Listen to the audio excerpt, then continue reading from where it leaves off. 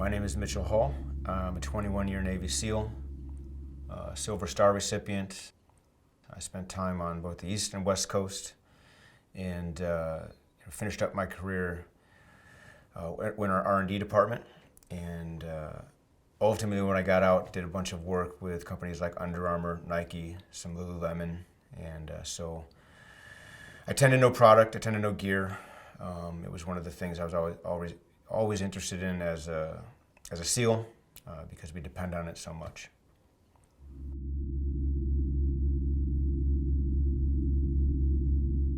So many of the watches, the timepieces that have been kind of injected into the SEAL teams or in special operations over the last decade or more have, in my opinion, been overbuilt. They do too much. They don't do. They get lost in menus.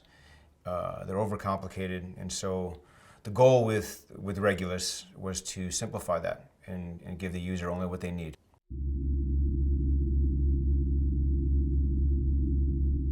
So what we did with the watch, we got the recipe from the guys. We asked the guys what they wanted and also what they didn't want, and then we built prototypes.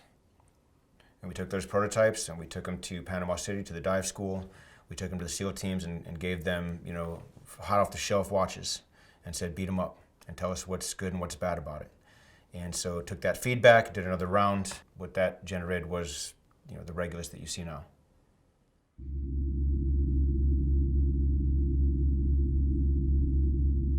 So some of the things that they expressed interest in were durability. Of course, we're hard on our gear, and from a supply chain standpoint, we had the logistics in mind as we built this watch to keep it durable and not have to issue more than one. The battery has to last. When you're out in the middle of nowhere and there's no place to go and get it serviced, we need to keep those instances down to a minimum. Dual timers.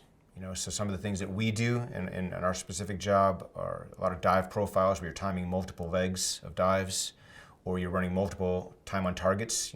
Guys are over here, guys are over there, and you're trying to keep track of both. And there's some civilian applications there for, CrossFit workouts or circuit training, things like that. So it kind of has it blends both worlds. We have a thing called light ADs, or light accidental discharges, where essentially that's a complicated way of saying we don't want to be seen. When we turn our watch light on and we have to see what time it is. And so you can adjust it on this watch. You can make it very dim so you don't get night blinded.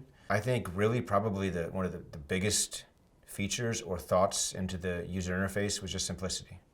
We didn't want guys to go into the menu and get lost in multiple altitude alarms or weird timers that they don't know, what exactly it is, and then not even know how to get out of those. And so the UI on this watch is simple.